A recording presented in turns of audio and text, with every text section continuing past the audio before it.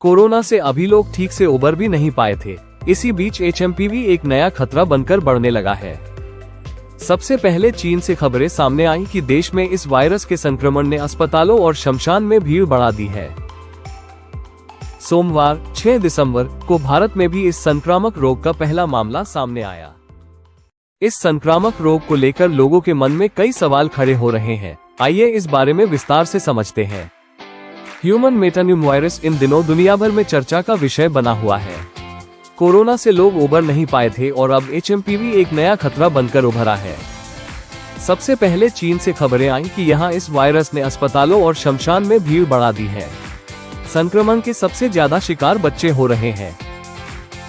चीन के बाद एचएमपीवी अन्य देशों में भी फैलने लगा है। भारत में भी इस संक्रामक रोग का पहला मामला सामने आया। ह्यूमन मेटान्यूमवायरस कोरोना वायरस के लक्षणों से काफी हद तक मिलता जुलता है। ये श्वसन तंत्र को प्रभावित कर रहा है, जिसके कारण लोगों को सर्दी जुकाम और सांस से संबंधित जटिलताएं हो रही हैं। भारत में संक्रमण के मामले सामने आने के बाद लोगों के मन में कई सवाल खड़े हो रहे हैं।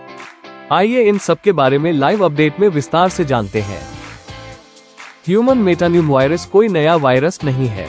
ये 6 दशकों से अधिक समय से है और पिछले करीब 25 साल से वैज्ञानिकों को इसकी जानकारी है।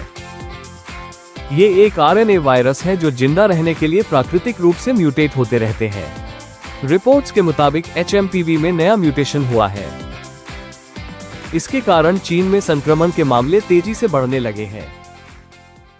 जानकारियों के अनुसार चीन से शुरू हुआ संक्रमण अमेरिका, मलेशिया और भारत में फैल चुका है। मलेशिया में 2024 में संक्रमण के मामले 45% बढ़ गए। 327 लोग संक्रमित पाए गए। बढ़ते संक्रमण के खतरे के चलते मलेशियाई स्वास्थ्य मंत्रालय ने लोगों को सावधानी बरतने की अपील की है। स्वास्थ्य अधिकारियों ने मास्क पहनने, हाथों की स्वच्छता और इम्यूनिटी मजबूत करने की सलाह दी है।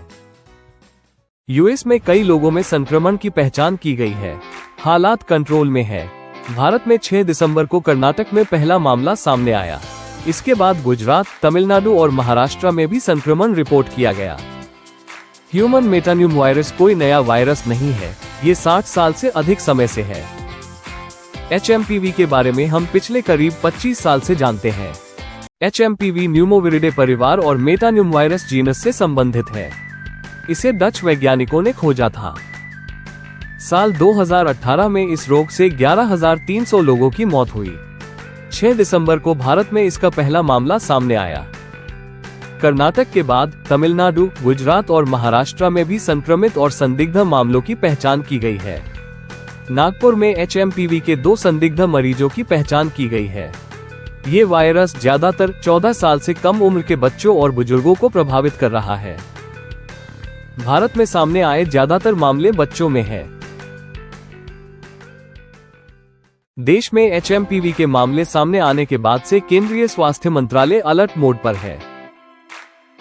राज्यों को सतत निगरानी और सतर्कता बरतने की सलाह दी गई है। केंद्र स्वास्थ्य सचिव पुण्य सलिला ने श्वसन संबंधी बीमारियों और सार्वजनिक स्वास्थ्य उपायों की समीक्षा की। स्वास्थ्य मंत्रालय ने आश्वस्त किया है कि इस संक्रमण को लेकर डरने या घबराने की जरूरत नहीं है। संक्रमितों का इलाज कर रहे डॉक्टर ने लक्षणों के बारे में जानकारी दी। डॉक्टर रविंद्र गोसे अमेरिका में एचएमपीवी संक्रमितों का इलाज कर रहे हैं। उन्होंने बताया कि यह वायरस गंभीर रोग वाला नहीं है। ज्यादातर संक्रमितों में फ्लू जैसे लक्षण होते हैं। कुछ लोगों में अस्थमा या ब्रोंकाइटिस के मामले ट्रिगर हो सकते हैं। यह वायरस मुख्य रूप से कम उम्र के बच्चों, बुजुर्गों और कमजोर इम्यूनिटी वाले लोगों को प्रभावित करता है।